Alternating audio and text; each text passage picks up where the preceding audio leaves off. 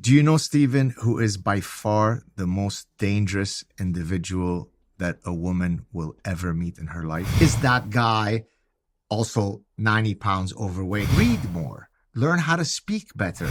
Again, mating is a compensatory process. The fact that I explained why it might make evolutionary sense to cheat doesn't mean physical beauty and youth is preferred by men over women in every culture. So wherever I am in my mating desirability score, there are always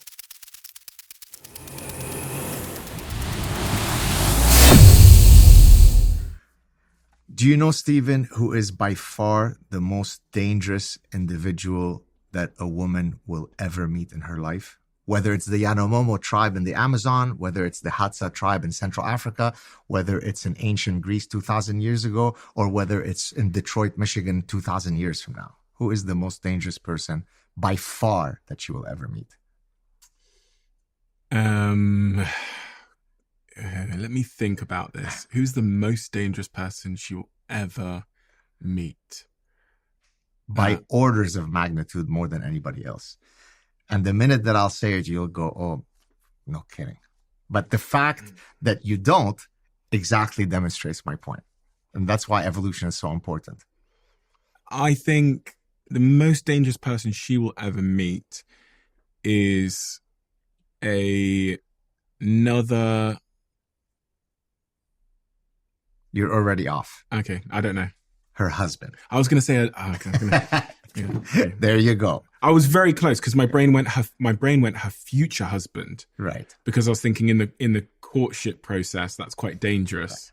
So whether it be her long-term partner or prospective long-term partner, right? Okay. So to your point, a husband is the most dangerous, and then the overwhelming number one reason that might drive him to domestic violence all the way to homicide is suspected or realized infidelity. Okay? I'm a true crime addict, and the stat is always in these true crime shows that I think it's 70% of the time when a woman goes missing or is murdered, it's the husband. Exactly. Something crazy like that. Exactly. So. Now, sometimes in those shows, it's because I want to get rid of my current wife so I can run off with another one. Yeah. But notwithstanding that potential effect, usually when I go into a homicidal rage, it's because I am concerned that either you have cheated on me or you actually, I have proof that you have cheated on me. Yeah. So then the question becomes, why have human males evolved the cognitive, emotional, and behavioral repertoire to respond in this way? Again, you're not justifying it. You're not saying, oh, if I give you the scientific explanation, that means it's okay to beat women.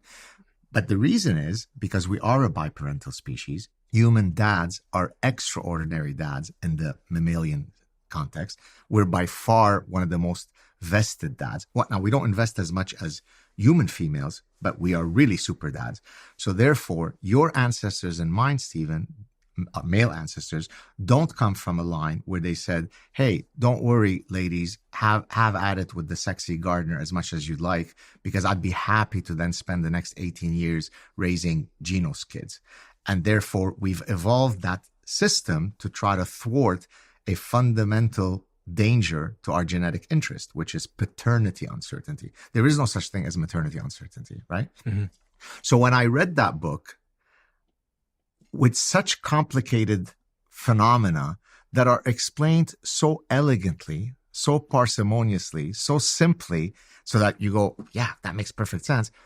That was my eureka moment. And so evolutionary behavioral science is exactly what I just described the last 5-10 minutes, which is taking the evolutionary biological and evolutionary psychological lens to study human phenomena.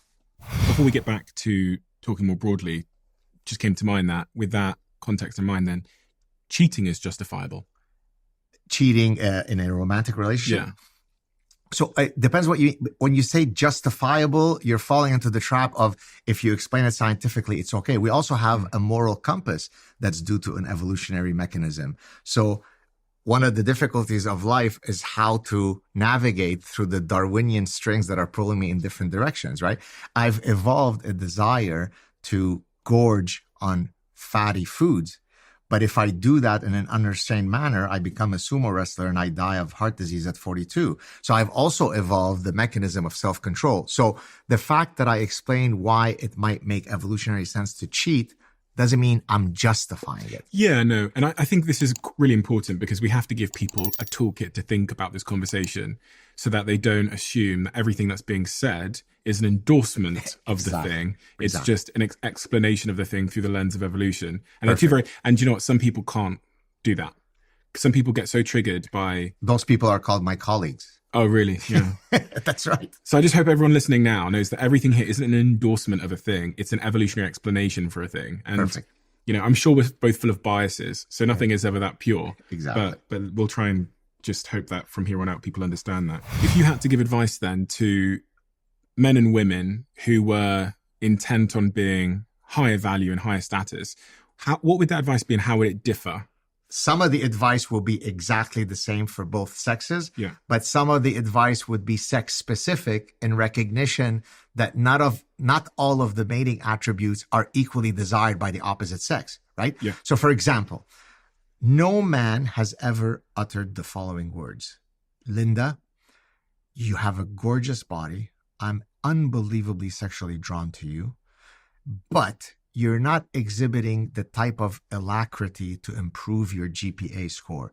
And your lack of assertiveness in your studies suggests that I'm not going to have sex with you tonight. No man has ever uttered those words. But a lot of women meet a super hot guy at a club. He opens his mouth, and what comes out is retarded imbecility. And suddenly the sex opportunity has just shut down. So why am I saying all this? There are some traits that if men were to work on, that's going to bring them more bang for the buck than if women worked on. Other ones, both. So for example, kindness and intelligence are universal traits equally desired by both men and women. So that's true for both men and women across cultures. But social status is preferred by women and men in every known culture. Physical beauty and youth is preferred by men over women in every culture. So some traits, the advice would be the same. Some traits, it'll be sex specific. So I'm trying to figure out how to give advice to that bottom 50% of men that are basically having no sex, right? Which I'm told about over and over again, that are at risk of becoming incels or playing video games in their room, that are turning to pornography as a medicine, I guess, and an antidote to their lives. What kind of advice would you offer to those sort of disillusioned men? Is that guy also 90 pounds overweight and pear-shaped? Probably not in shape. Okay. So, you know what? Hit the treadmill.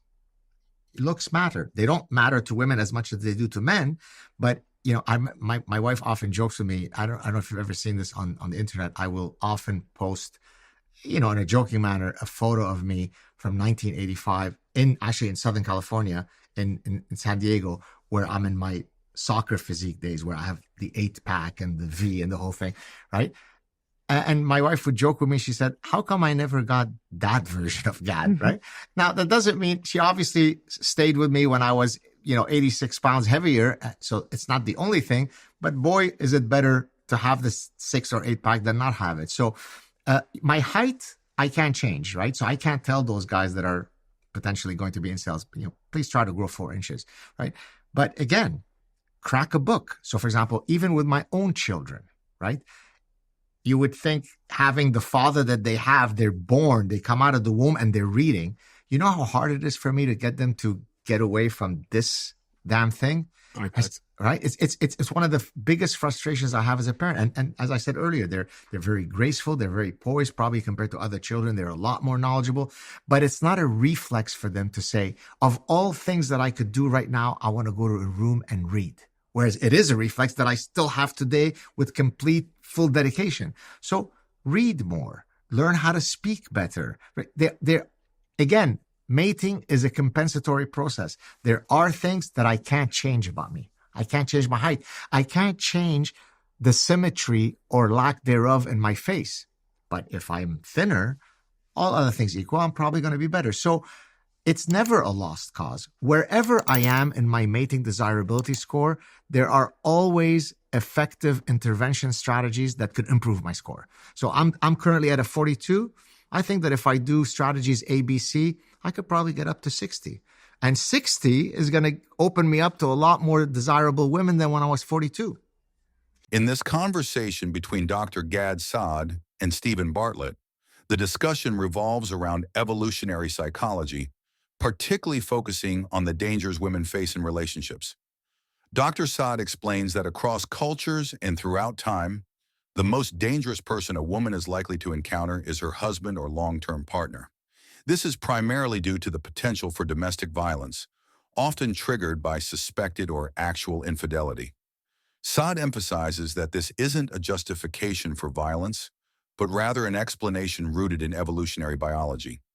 Men have evolved to be highly invested in their offspring, and this paternal investment means they are genetically predisposed to react strongly to threats to their paternity, such as infidelity. In contrast, women do not face the same uncertainty regarding maternity. Dr. Saad highlights how evolutionary science helps explain complex human behaviors like jealousy, infidelity, and violence in a clear and straightforward manner, reinforcing the idea that these behaviors have deep evolutionary roots linked to survival and reproduction. Dr. Gad Saad and Stephen Bartlett address the idea of cheating in romantic relationships through the lens of evolutionary psychology. Dr. Saad emphasizes that explaining behaviors like cheating from an evolutionary perspective does not justify or morally endorse them. While certain behaviors, such as infidelity, might have evolutionary explanations, such as the drive to maximize reproductive success, this does not mean they are acceptable or ethical. Both Dr. Saad and Bartlett stress the importance of distinguishing between scientific explanations and moral judgments. They explain that humans have evolved mechanisms like self-control to navigate urges and desires. Just because something might make evolutionary sense, like cheating, doesn't mean it is justified in a moral or societal context. The discussion aims to provide a framework for understanding behaviors without condoning them. They explore what makes men and women desirable in romantic relationships, focusing on how age, education, and societal shifts influence mate preferences. They discuss the concept of mate desirability and how it differs between men and women as they age. For men, their desirability often stays consistent or even increases as they age, especially if they achieve financial stability or status. For women, however, desirability tends to peak at a younger age, particularly in societies that emphasize physical attractiveness in youth. As women grow older, especially if they are highly educated or accomplished, their pool of potential partners becomes smaller due to societal preferences and expectations. Dr. Saad refers to what he calls the tall woman problem, which highlights the challenges faced by women who are older, taller, and highly educated. These women often seek partners who are taller and more accomplished, narrowing their dating pool further. He debunks the idea that women seek high-status men only because of historical patriarchy, explaining that even high-status women often prefer partners who are equal to or higher in status than themselves. In fact, accomplished women are even more selective about a partner's status. Overall, the discussion highlights how traditional gender dynamics and societal expectations still shape the desirability of men and women, even as gender equality improves in areas like education and income. From this conversation, we can learn a lot about the dynamics of attraction and the deeper psychological factors that influence what we find desirable in a partner. One of the key takeaways is that societal and evolutionary factors still play a big role in shaping our preferences, but that doesn't mean we have to be trapped by them. Understanding these dynamics gives us the tools to reflect on what we're truly looking for in a relationship and to manage our expectations in a healthy, productive way. For example, the conversation highlighted that women, especially those who are older, taller, or more educated, may have a smaller pool of potential partners because they often seek partners who meet or exceed them in terms of status, education, and height. This isn't necessarily a bad thing, but it does remind us that when we set rigid criteria based on societal expectations, we might limit our opportunities to connect with others. On the flip side, men's desirability may increase with age, but that shouldn't lead them to become complacent. Instead, men should focus on developing qualities like emotional intelligence, kindness, and empathy that contribute to long-term relationship success, not just surface-level desirability. To improve our relationships, we can use this knowledge to be more flexible in our expectations and more self-aware about the standards we hold. If we understand that our desires are shaped by both biological factors and societal pressures, we can challenge ourselves to look beyond status, looks, or achievements and focus more on emotional connection and compatibility. By doing so, we allow ourselves to find value in partners who might not fit traditional molds, but can still make us happy and fulfilled. Additionally, having an open and honest dialogue with our partners about these pressures and expectations can help create a stronger, more empathetic relationship. When we approach our relationships with a sense of understanding about where certain expectations come from, we are better equipped to navigate challenges and build healthier, more meaningful connections. Thank you for watching, and if you found this video helpful, please give it a thumbs up and share it with your friends. Don't forget to subscribe to our channel and click the notification bell to stay updated with our latest videos.